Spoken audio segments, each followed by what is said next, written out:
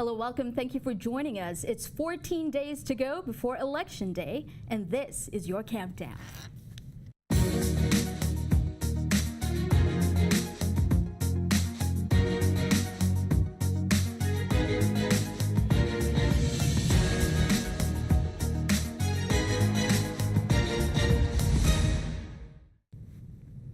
Welcome again. We're on day 2 of Decision 2018 Countdown, and I have Dr. Alexander Randall here with me. Welcome, Dr. Randall. Pleasure but to be before here. that, this is Decision 2018 Countdown, and every day, 2 weeks leading up to the general election, we'll be inviting various guests to talk on different topics that are pertinent to the elections. So we want you to tune in Monday through Thursday, 2 weeks leading up to the general election at 7 p.m. on via Channel 4 and 504, as well as on Facebook, because we will be streaming this live.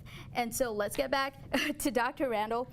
Dr. Randall has a unique set of experiences as well that allows us to talk about various topics. Let me just run through his list of accomplishments for you in a way of introduction. Dr. Randall is, a lot of people know him as a professor of communications at the University of the Virgin Islands. He also previously taught at the University of Maryland, Princeton, Columbia, and other universities. He has 4 advanced degrees from Princeton and Columbia, as well as he was a founder of the world's first e-commerce business, Boston Computer Exchange, and this was during the time when computers were still these giant blocky things that no one wants to carry around with them. When they were new. Yep.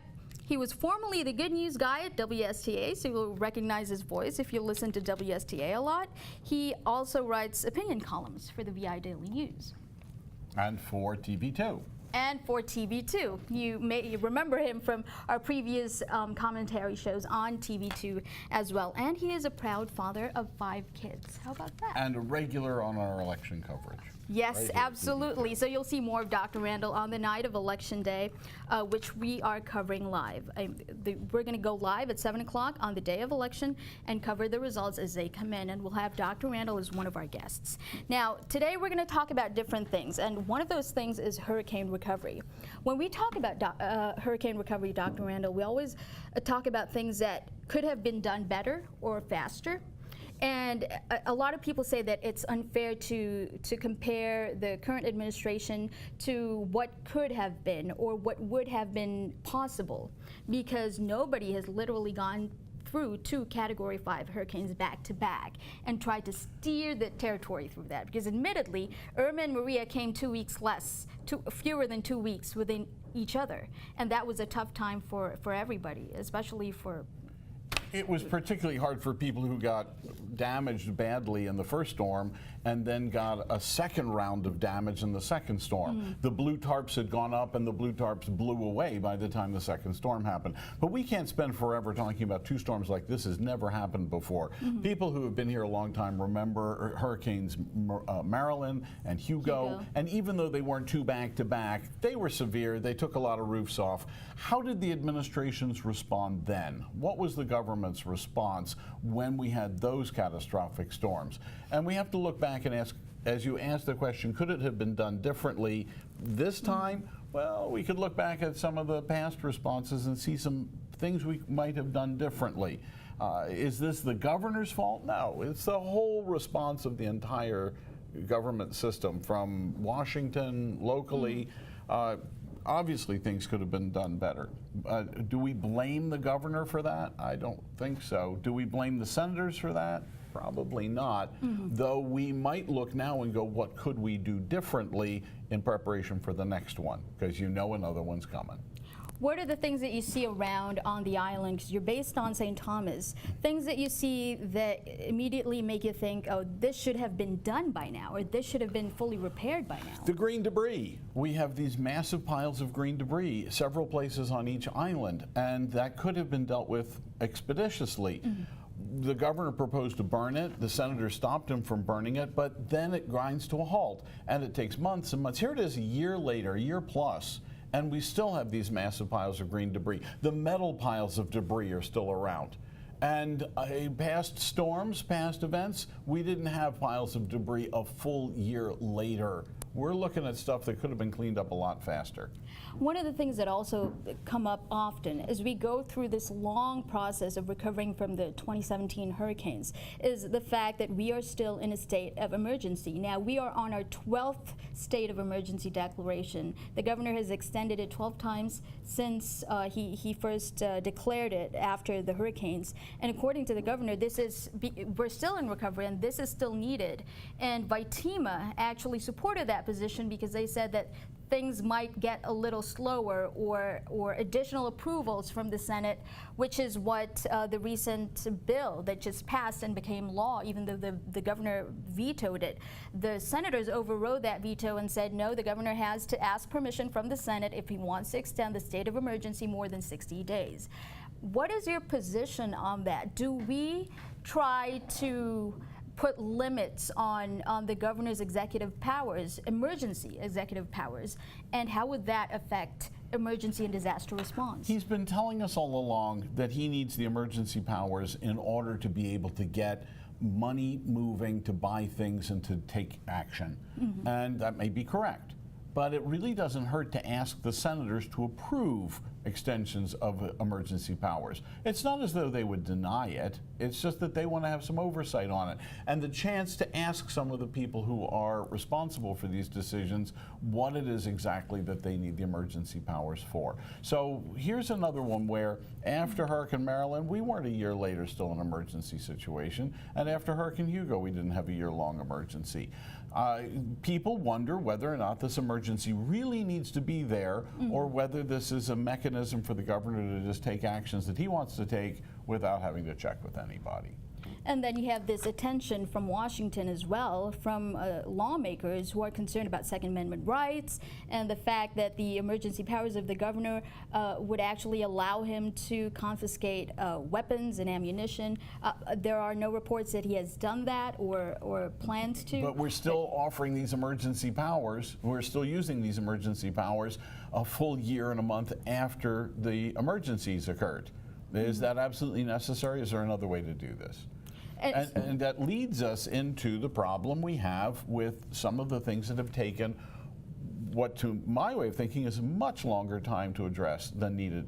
And that's, look at the modular classrooms. Immediately following the storms, if we'd said, let's rebuild the schools and put together plans to do reconstruction right away, would we have spent less money and would we have schools running now instead of modular classrooms that are late getting here, not necessarily ready for classes? We still have schools that aren't fully open.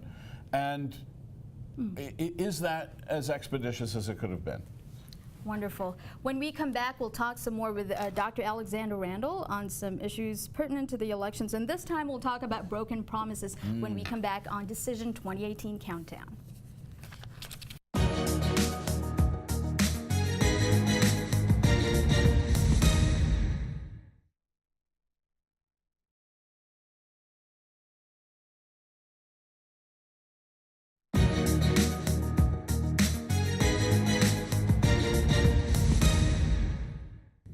Well, welcome back. You're watching Decision 2018 Countdown, and we're here with Dr. Alexander Randall talking about some issues.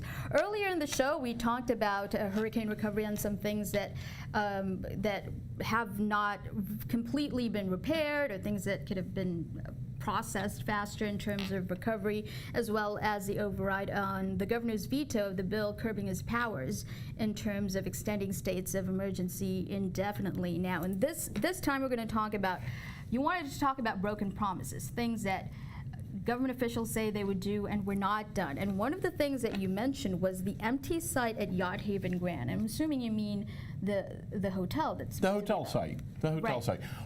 We live in a community where people running for office make a lot of promises. And then you have to look back afterwards and go, did they do that or not? Did it get done? Right now, the governor's asking us to give $10 million of government money to the people to build a hotel at Yacht Haven Grand. Is it going to get done or not? That's really the question. This is like one of those campaign promises. And we're looking at it now asking, is this a boondoggle or is this going to be a real thing? Is this going to be a real hotel? And the larger question, April, is if we've got money for this hotel at Yacht Haven Grand, how come we can't get the other hotels open? How come it's going to take so long for the money for Ritz Yacht to Haven get done? Grand The money for the Yacht Haven Grand Hotel is supposed to come out of that whole deal with Lime Tree Bay. Right. It's supposed to come out of Lime Tree Bay. Do we really care about the other hotels? Do we really care about Frenchman's Reef? Could the government do something? Could some of the Lime Tree Bay money be used to get the Ritz back or to build some of the other hotels that we've told the people we're going to build? The Hotel on Water Island, Williams and Punch, Golden Pond. These are all promised hotels. Why haven't we built any of those when now we're going to build this new one instead?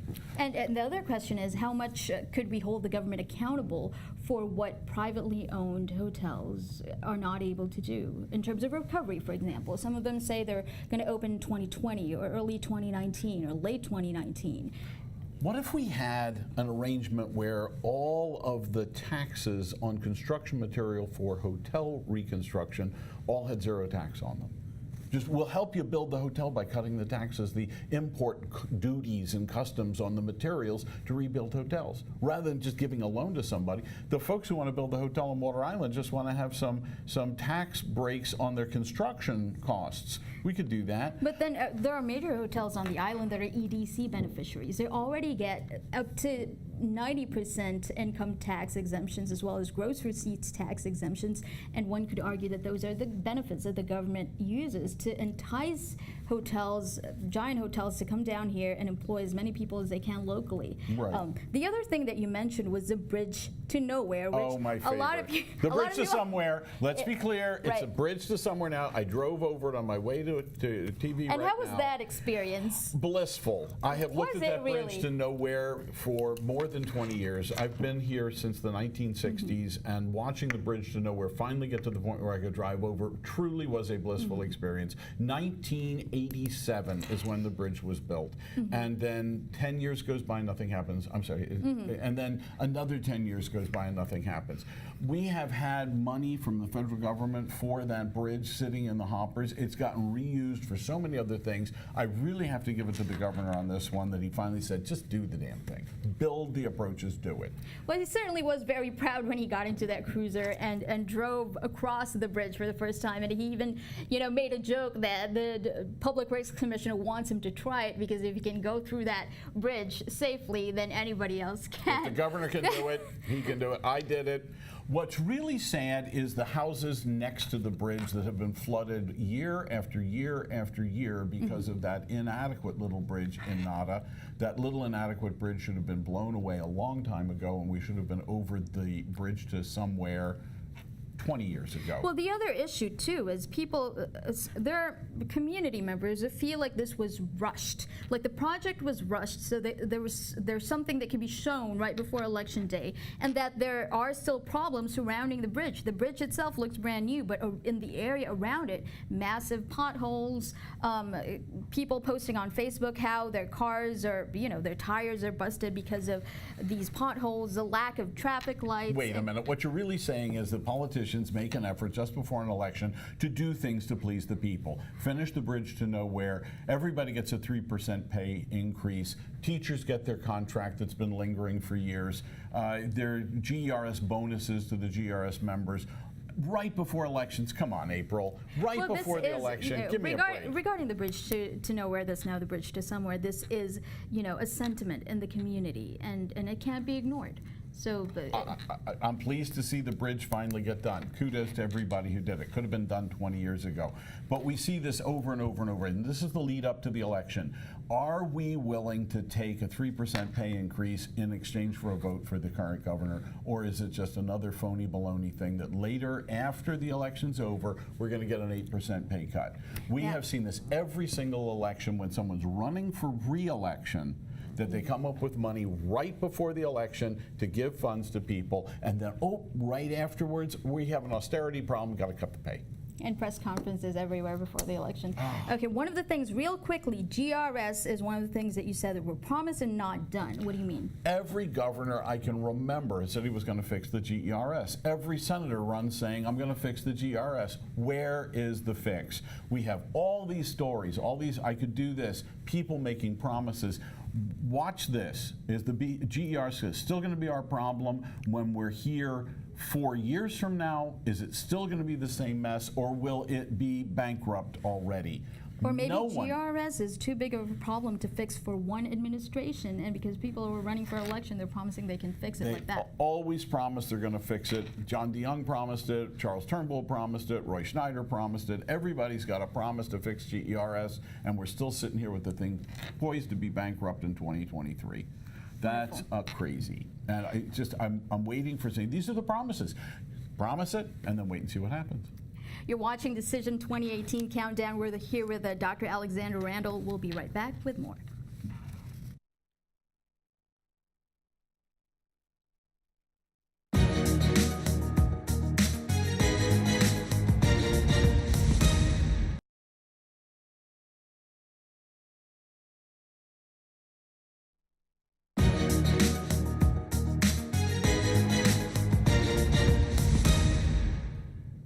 Welcome back. You're watching Decision 2018 Countdown, and I'm here with Dr. Alexander Randall. We talked about a few things earlier in the show, hurricane recovery, as well as things that were promised but not done, or not done completely, or not done in a satisfactory way. Those politicians, they promise everything, and what do we actually get?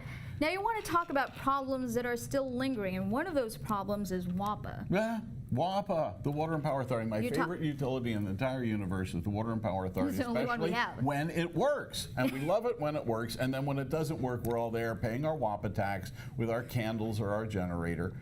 What amazes me is how many times we've been promised that the rates were going to come down. How many times? Count them up. You were told the propane was going to make the difference, and the propane was going to bring the rates down. 30% would come down because of the propane. Did we get a 30% bump in our bills because of the propane? No, of course not. Your bill stayed exactly the same. Then we were promised that the Wärtsilä generators, the new Wärtsilä generators, will make much more reliable electricity and reduce the cost of electricity, and then your rates will come down. Have they come down? Well, the LEAC has come down a bit, a few times, and then it went up again. And then it went up again. Okay, but the propane, we didn't get the propane, Benny. Where did it go? Well, right now, St. Croix is actually on propane, and I believe St. Thomas has a few generating units that were converted to propane, and they're just waiting for a few more. Waiting. I'm sorry, but waiting for. We've gotten the just waiting for story for years. We're talking a decade that WAPA's been telling us about how the power is going to cost less, and we're going to have an undersea cable from Puerto Rico. That didn't happen either. Well, the question is, this has been a problem that's been handed down through generations of administrations and WAPA leadership. Now, how much accountability do you want to ask of the current WAPA leadership, and how much of the blame do you want to attribute to the past leaderships of WAPA? What I want is for our community to stop letting people make promises of things that are going to happen that don't happen because of things we perfectly well knew about before it happened. We were going to have veterans housing where the old Hilton Hotel was. The veterans aren't in that building. Oops, turns out you can't put veterans in it. The numbers were wrong. We knew that before it was built. How come it went ahead? And we have hundreds of examples like this of things that are promised to us, the senators or the governor tells us this is what's going to happen, and then when it gets done, not the way it's going to happen. And the other thing, too, is that WAPA almost always seems to be on unstable financial footing. Recently, they just asked the legislature to up their debt ceiling by $250 million. So it was $500 million, now it's $750 million. That doesn't mean they can borrow that money because they do have existing contractual obligations, but it does, allow them to do so legally when the legislature gave them the go-ahead. The larger question, April, is are we going to allow people running for public office to make us pie-in-the-sky promises when they're running for office that they can't deliver upon? I'm waiting for the first politician to say, I'll do a good job, I'll name some streets after famous people, I'll take care of WAPA the best I can, I'll do what I can, but don't tell me you're going to solve problems with things that you can't solve. One of the lingering problems you mentioned also is the lack of accountability with the carnival committees. It's our money. It's our money. It's our tax money. We're giving it to the Carnival Committee. Every other entity that gets a budget from the people comes to the legislature and says, here's how we spent the money. And they take their licks. They get yelled at, or they get smacked down, or they get told what they're supposed to do differently, or they face audits, except the Carnival Committee. And the Carnival Committee consistently says, what we do is so important. We make so much money for the community, we can't tell you how we spend it. We can't tell you we spent $32,000 flying one artist in, because all the other artists will want that kind of money too. Well, that problem might have been addressed, and I'm not sure how this is going to move going forward, but the legislature recently approved a bill that was sponsored by Senator Janelle Soro, freshman senator, that allows the Senate to strip the VI Carnival Committee and all the other committees of funding, put all of that responsibility under a new division of festivals in the tourism department, and have the money go through tourism, and all of the measures or procedures of accountability be under the tourism department, in hopes that they, it would put Carnival under a Department of Tourism, rather than being three little freestanding entities with their own little committees and their own budgets and their own ideas about how to spend the money. I endorse the idea. I would like to see, it's just about transparency, it's about accountability. And as long as we have government entities that say, we don't have to show what we're doing with the money, everybody else wants to be able to do that. And to be fair, the Carnival committees, when they went before legislature, they also made clear that they don't have to show records of how money was spent if that money came from private sponsors. So they're given about $500,000 every year to do their business, and then they get private money in other ways. I'd be real happy just to know how the people's money is being spent. It's our tax money. It's our withholding from our paychecks that's going to the government. It's being spent, and we don't get to know how. I want to know how. Well, since we've talked about problems in the government, let's try to end this show with things that actually got done. And you also have a list. Oh, I was hoping you'd have a list, but all you have here is naming of roads. Well, they do that a lot. And it's amazing to me that when we can't get the GERS fixed, we can't solve the problems with the debris from the storms, we can't do a whole lot of things. In the meantime, lots of stuff does get done. And I point, for example, to the road along the main Long Bay Road from the legislature to Lucinda Millen, and that construction project's going along at a fantastic rate.